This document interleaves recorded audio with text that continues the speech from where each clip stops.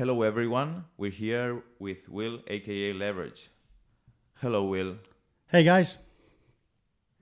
could you please tell us the story behind your name? So the name Leverage started when I was 17. We went on holiday with me and three other friends in the UK. One guy was 18, so he could buy us alcohol and cigarettes. One guy drove us there, drove us around. One guy was his house we stayed in. So therefore I had no leverage. Henceforth, the name Leverage came about. And then I thought years down the line, I could use that as a DJ name, and it sort of stuck. Please say in one word what drum and bass means for you. Energy. If you could only play one song for the rest of your life, which one would it be? It's a difficult question, but I'd say Begin by Letting Go by Everwood. If you could have a superpower, music related, which one would it be? To always play the exact right song at the right time. How do you connect with your audience within your sets? Basically, the way I do it is I imagine myself in the crowd and I imagine what song would I want to hear now or what song would I want brought in at that moment and just hopefully play that. Please say a double or triple drop that would go off in a funeral. I'm not sure about if it go off in a funeral, but it's one that I played recently. It's Highly Blessed by Alex Perez, double dropped with Chopper Gunner by Napes. Let's talk a little bit about your DJ career. What's the most bizarre thing that happened to you playing in public? There's been a lot. I'm not sure I can share most of them, but there was one time when I played for Chasing Status, when I supported Chasing Status in Apollo earlier this year, when I was nearly not allowed back in to play my closing set because I was wearing a football shirt. Ironically, the football shirt with Leverage on the back. The security said I wasn't allowed back because of you're not allowed football shirts in Apollo. But after about 10 minutes of back and forth with him, I finally said, look, I'm playing in 10 minutes. Please let me up there. And eventually he said, okay. What's the best memory you have from your musical career? Again, the best memory I have will be the Chasing Status night, especially the opening set, just the energy, the crowd, me and my friend Dan playing. It was amazing. As a drum and bass DJ, who was your biggest influence? There's a few. There's a lot. Again, Chasing Status is one. I remember when I saw them 13 years ago at a festival. It was just when No Problem had dropped. I think it was one of the first times they played it live. I remember being in the front row for that, topless, sailor's hat, covered in paint, and I just loved it. And from then on, I just got obsessed. What are your upcoming projects for the next year?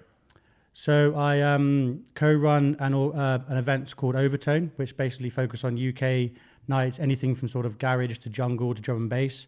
So at the moment, we've got big plans for next year to move into bigger venues, do more regular stuff, radio shows, labels and stuff. So keep an eye on it.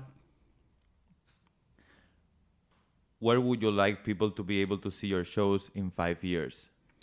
In 5 years, I want to be playing big festivals. I want to be ideally main stage, shoot for the stars. But I want to be playing around the world. I want to be playing different cities, different countries, just showing what I can do, experiencing, like traveling around. That's my plan. If you had the opportunity to make a collab with any drum and bass producer from the past or the present, who would it be and why? Again, I'd probably say maybe Napes. I like a lot of his stuff, more that sort of jungle side of things. Jam Thieves as well, really into them. So I'd say if I had to choose between the two of them, probably Jam Thieves. What's the biggest difficulty you've found in your career? The biggest difficulty for me was especially when I started playing, was nerves mostly. I'd be so nervous before a set that sometimes I'd think about pretending I'm sick or trying to get out of it anyway. But once I'm up there, the first couple of tracks in, then I realize actually this is really fun and I enjoy it. But it's the initial, the sort of starting of it, especially like a big set. There's the starting of that is I used to find really, now I'm better, but still sometimes the nerves creep in. It's hard to get in the flow. Yeah, exactly. Let's talk a little bit about the scene. Could you please describe the drum and bass crowd in Barcelona in one word? Growing. How would you describe the energy and atmosphere of a drum and bass party to someone who has never been to one?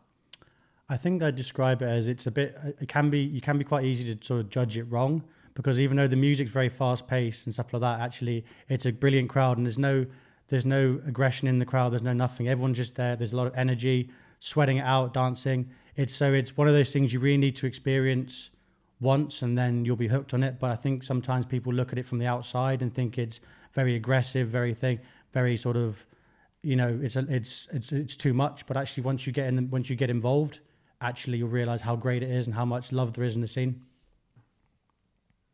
What do you think is the future for drum and bass, Spain and worldwide?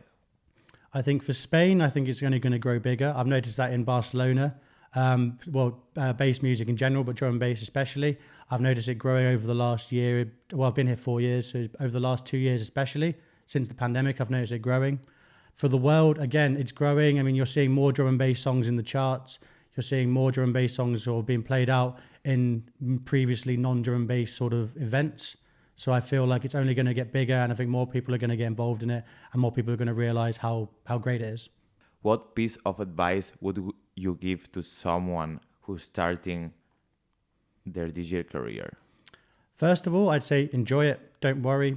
If you make a mistake, don't worry about it. It happens to everybody. But also the main piece of advice I'd give to people, and I'd say to people out here, is go out, go to events, meet people, network, talk to people, because that's the best way of being able to sort of progress in your career.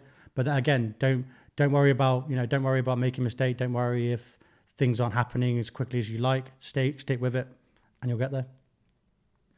Is there anything you'd like to ask to the audience? No, I can't think of anything I'd ask. How do you feel about tonight's party? I'm looking forward to it. It's a venue I've heard good things about. I'm really looking forward to play there, and it hopefully will be a really good crowd.